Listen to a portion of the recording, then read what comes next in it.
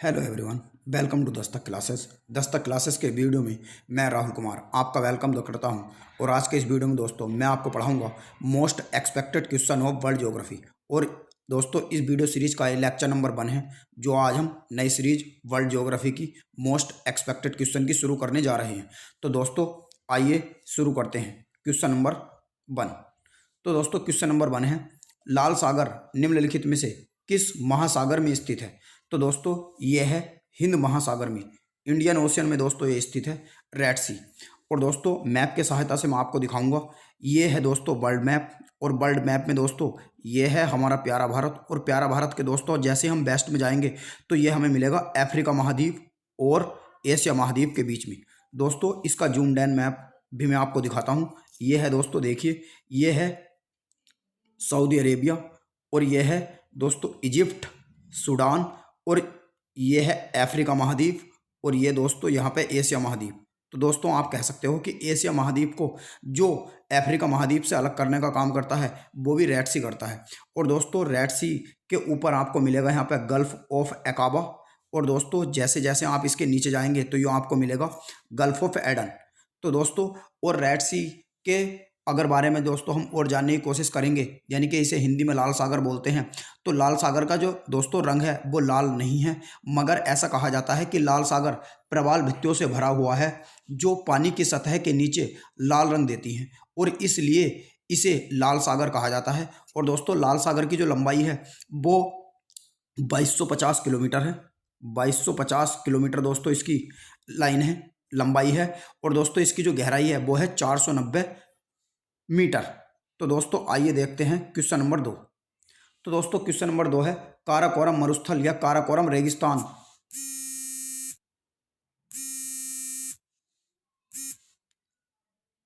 काराकोरम मरुस्थल या काराकोरम रेगिस्तान दोस्तों किस देश में स्थित है? तो दोस्तों काराकोरम जो मरुस्थल या रेगिस्तान स्थित है यह है दोस्तों तुर्कमेनिस्तान। ये मध्य एशिया का एक देश है दोस्तों, दो तुर्कमेनिस्तान है।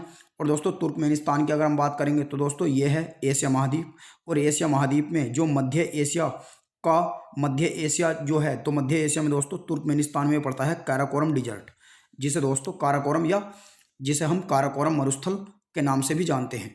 तो यह है दोस्तों तुर्कमेनिस्तान में। और तुर्कमेनिस्तान की अगर दोस्तों हम बात करेंगे तो तुर्कमेनिस्तान की जो राजधानी है वो है अश्गाबाद। और दोस्तों अश्गाबाद ही इसका सबसे बड़ा शहर है, और इसका जो धर्म है दोस्तों वो है इस्लाम। और ऐसा कहा जाता है कि 70% जो पॉपुलेशन ऑफ तुर्कमेनिस्तान है वो इसी क्षेत्र के आसपास बसती है, यानी कि काराकोरम डेजर्ट के ही आसपास दोस्तों बसती है इसकी जो 70% पॉपुलेशन है। अब दोस्तों आइए देखते हैं क्वेश्चन नंबर 3।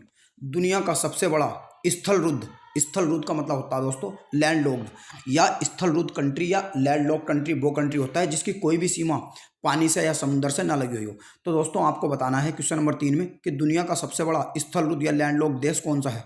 तो दोस्तों ये है कजाकिस्तान। कजाकिस्तान जो है दोस्तों यो लार्जेस्ट या longest country in the world of land locked है, यानी कि यो सबसे बड़ा दुनिया का ऐसा देश है जिसकी कोई भी सीमा समुद्र से नहीं लगती।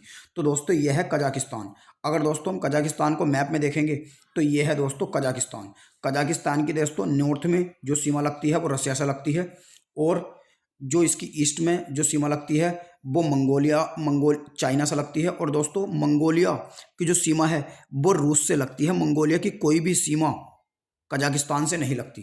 और दोस्तों अगर हम बात करेंगे दुनिया के सबसे बड़ा लैंड लॉक कंट्री की तो वो कजाकिस्तान है, और दूसरे नंबर पर है दोस्तों मंगोलिया, जिसे चंगेज खान का देश भी कहा जाता है। और दोस्तों कजाकिस्तान की अगर हम बात करेंगे तो दोस्तों कजाकिस्तान की जो मुद्रा है वो है टेंगे। टेंगे दोस्तों इसकी मुद्रा है, यानी कि करेंसी है। और दोस्तों अगर हम बात करेंगे इसकी कैपिटल की तो इसकी कैपिटल है अस्ताना। इसकी कैपिटल है दोस्तों अस्ताना, तो अस्ताना इसकी कैपिटल है। अब दोस्तों आइए बढ़ते हैं हम नेक्स्ट क्वेश्चन की तरफ। तो नेक्स्ट क्वेश्चन है दोस्तों, अंतर्राष्ट्रीय चावल अनुसंधान संस्थान या इंटरनेशनल राइस रिसर्च इंस्टीट्यूट कहाँ पे स्थित है? तो दोस्तों ये है लॉस बेनोस में स्थित। लॉस बेनोस पड़ता है दोस्तों फिलीपींस में, और फिलीपींस की कैपिटल है दोस्तों मनीला। और ये दोस्तों एशिया महाद्वीप में आता है। जैसे कि हम मैप में इसे देख सकते हैं कि ये है दोस्तों वर्ल्ड मैप, और वर्ल्ड मैप में ये है हमारा प्यारा भारत। और प्यारा भारत के दोस्तों जैसे ही हम यानी कि थोड़ा ईस्ट साउथ ईस्ट में जाएंगे तो दोस्तों ये आपको मिलेगा यहाँ पे फिलीपींस, ऑस्ट्रेलिया के ऊपर। और दोस्तों इसका जूम डैन मैप भी मैं आपको दिखाऊंगा। ये है दोस्तों, देखिए ये है चाइना, और चाइना के नीचे जैसे ही दोस्तों चाइना के हम साउथ ईस्ट में आएंगे तो ये मिलेगा दोस्तों आपको फिलीपींस। और फिलीपींस की कैपिटल है दोस्तों मनीला। और ये दोस्तों जो अंतर्राष्ट्रीय चावल अनुसंधान संस्थान है लॉस बैनोस में ही इसका हेडक्वार्टर स्थित है, यानी कि इसका मुख्यालय है। अब दोस्तों हम बढ़ते हैं नेक्स्ट क्वेश्चन की तरफ। हवाई द्वीप समूह निम्नलिखित में से किस महासागर में स्थित है? तो दोस्तों हवाई द्वीप समूह जो दोस्तों स्थित है यह है दोस्तों प्रशांत महासागर में स्थित, प्रशांत महासागर में। और दोस्तों अगर हम बात करेंगे हवाई द्वीप समूह की तो हवाई द्वीप समूह में टोटल दोस्तों 8 आइलैंड है, यानी कि 8 द्वीपों से मिलकर बना है हवाई द्वीप समूह। और हवाई द्वीप समूह दोस्तों ये किस देश का भाग है? तो दोस्तों ये भाग है यूएसए का, यानी कि अमेरिका का। अमेरिका का दोस्तों ये पार्ट है हवाई द्वीप समूह। जैसे दोस्तों अंडमान निकोबार भारत के पार्ट है, तो ऐसे ही हवाई द्वीप समूह किसका पार्ट है? यो अमेरिका का पार्ट है। दोस्तों आइए अब इसे मैप में देखते हैं। तो दोस्तों ये है यूनाइटेड स्टेट्स ऑफ अमेरिका और यूएसए के। दोस्तों जब मैं यानी कि साउथ में जाऊंगा तो ये मिलेगा दोस्तों आपको पैसिफिक ओशियन। और दोस्तों ये साउथ यानी कि सदर्न पैसिफिक ओशियन में पड़ता है। तो सदर्न पैसिफिक ओशियन का पार्ट है दोस्तों क्या? जो हवाई द्वीप समूह। अब दोस्तों आइए हम बढ़ते हैं नेक्स्ट क्वेश्चन की तरफ। तो नेक्स्ट क्वेश्चन है दोस्तों सिंधु नदी को लेकर सिंधु जल समझौता किन देशों के बीच हुआ था? तो दोस्तों ये हुआ था 1960 में। तो दोस्तों जो इंडस वाटर ट्रीटी जो दोस्तों हुई थी ये 1960 में हुई थी भारत और पाकिस्तान के बीच में। और इसमें दोस्तों जो ब्रोकर का काम करा था दोस्तों वो करा था इसमें वर्ल्ड बैंक ने, यानी कि दोस्तों वर्ल्ड बैंक ने इसमें काम करा था। वर्ल्ड बैंक ने ये जो जल समझौता है भारत और पाकिस्तान के बीच कराया था। और दोस्तों हम अगर इंडस वाटर ट्रीटी की बात करेंगे तो ये 1960 में वर्ल्ड बैंक के द्वारा कराया गया था भारत और पाकिस्तान में। और दोस्तों अगर हम सिंधु नदी की बात करेंगे तो दोस्तों ये है सिंधु नदी का जूम इन मैप। तो दोस्तों ये सिंधु नदी है। सिंधु नदी दोस्तों तिब्बत के पठार से जो यानी कि जो कैलाश पर्वत है, कैलाश पर्वत के पास दोस्तों, कैलाश पर्वत के पास यहाँ पे जो तिब्बत का पठार है दोस्तों, तो यहाँ पे तिब्बत के पठार के पास में जो तिब्बत है जो इस टाइम चाइना का पार्ट है, तो दोस्तों यहाँ पर पड़ता है तिब्बत का पठार। और तिब्बत के पठार में दोस्तों जो कैलाश मानसरोवर यानी कि कैलाश पर्वत है, कैलाश पर्वत के पास में जो दोस्तों मानसरोवर रेंज या मानसरोवर लेक जो झील पड़ती है वहाँ से निकलती है दोस्तों सिंधु नदी। और सिंधु नदी की दोस्तों और भी बहुत सारी, और दोस्तों यहीं से 3 नदी निकलती हैं। एक तो सतलज नदी निकलती है और एक ब्रह्मपुत्र नदी निकलती है, यानी कि इंडस नदी या सिंधु नदी के अलावा भी 2 नदियाँ यहाँ से निकलती हैं, एक तो सतलज नदी और एक ब्रह्मपुत्र नदी। और मैंने बता दिया आपको कि जो सिंधु नदी है यो कैलाश पर्वत के पास मानसरोवर झील से निकलती है। अगर हम दोस्तों बात करेंगे कि भारत में ये कैसे एंटर करती है, तो भारत में दोस्तों ये दामचौक से एंटर करती है। और दामचौक जो पड़ता है दोस्तों ये लद्दाख में पड़ता है, लेह डिस्ट्रिक्ट में।